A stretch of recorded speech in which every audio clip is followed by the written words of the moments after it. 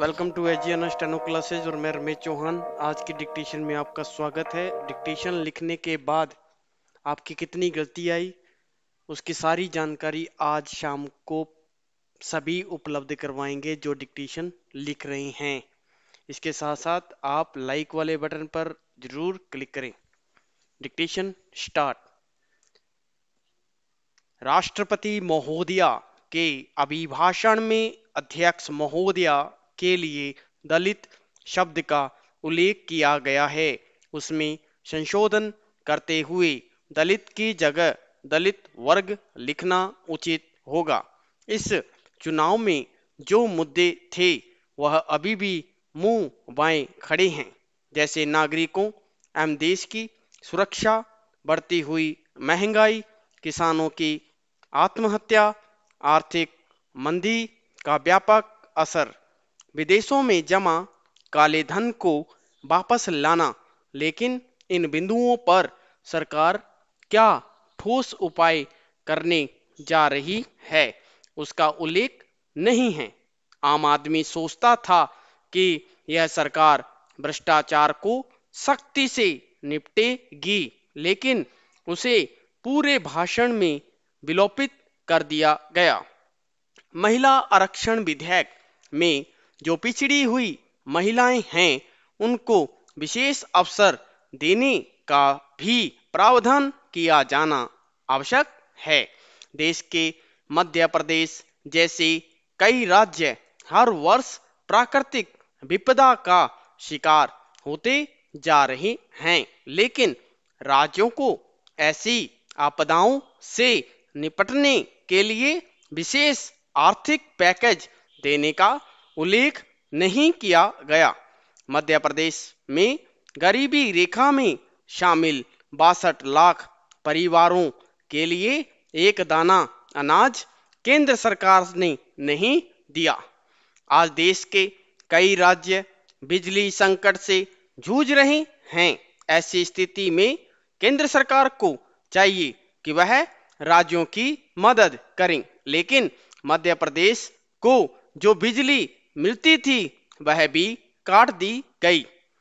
कोयला में भी कटौती कर दी गया, जिससे बिजली उत्पादन में व्यापक कमी का सामना करना पड़ रहा है।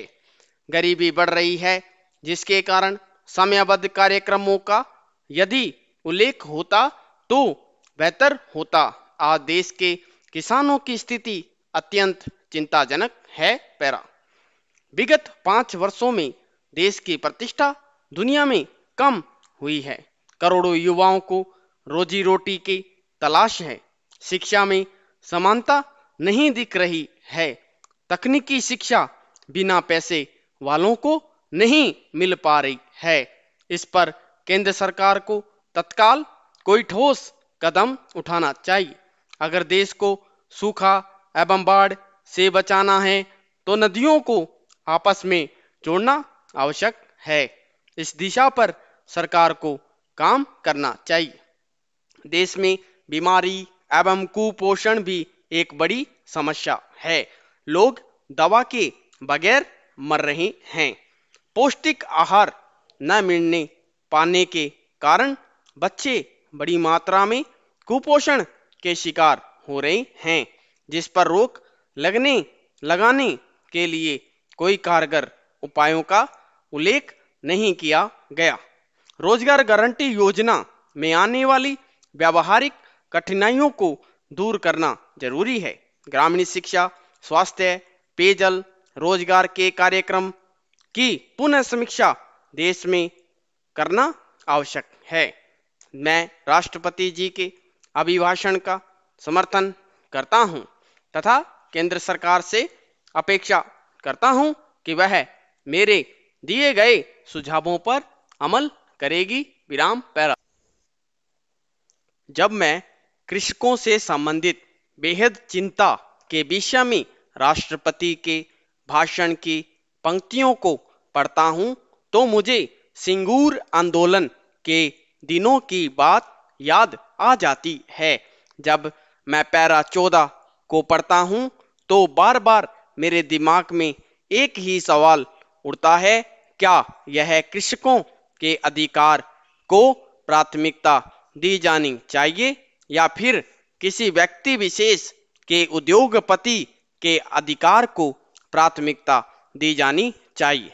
हमने अपने राज्य में यह देखा है कि कृषक, किसान और बंगाल के लोगों ने हमारी नेता ममता बनर्जी के नेतृत्व में राज्य की कृषि विरोधी, किसान विरोधी नीतियों के खिलाफ गत 2 वर्षों तक लड़ाइयां लड़ी है। सिंगूर के पीछे यही कारण थे, नंदीग्राम के पीछे भी यही थे जो हमने देखे हैं। इसलिए जब मैं खंड 14 को पढ़ता हूं तो मैं माननीय प्रधानमंत्री जी से केवल यही अपील करना चाहूंगा कि वे इसे कम से कम पश्चिम बंगाल में लागू करें। पैरा जब मैं पैरा 10 को पढ़ता हूं तो मैं अपने राज्य के आईपीएस ऑफिसर को देखकर वहां की पुलिसिया व्यवस्था पर आश्चर्य होता है।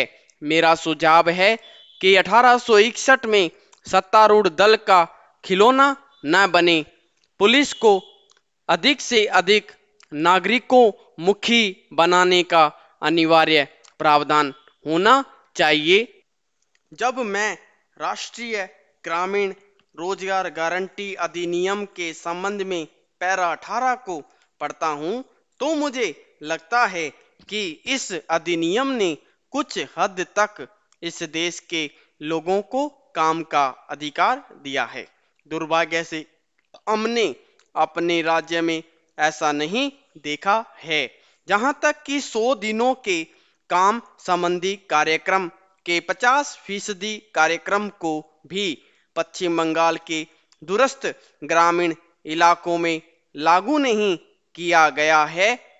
मेरा सुझाव है कि यह सभा पूर्ण रूपेण एक ऐसी व्यवस्था लाएं जिसमें उन लोगों को जवाबदेही दी जाए जो अधिनियम को लागू करें, इसलिए सख्त तरीके से निगरानी की जानी चाहिए और इस अधिनियम में कड़े प्रावधान होने चाहिए। पैरा मैं चाहता हूं कि सच्चर कमेटी की सिफारिश लागू की जाए। मेरा अनुरोध है कि अनुसूचित जातियों और अनुसूचित जनजातियों की श्रेणी में मुस्लिम समुदाय की प्रतिशतता बढ़ाई जाए। देश के लाखों नवयुवकों का भविष्य अंधेरे में लटक रहा है। सरकार करोड़ों नवयुवकों को काम नहीं दे पाई है। उन्हें जल्द से जल्द रोजगार मिले। हमारे देश में 2.5 करोड़ नवयुवक विदेशों में या तो पढ़ रहे हैं या तो रोजगार में लगे हुए हैं। उनकी सुरक्षा के लिए सरकार को ठोस कार्रवाई करनी चाहिए। पैरा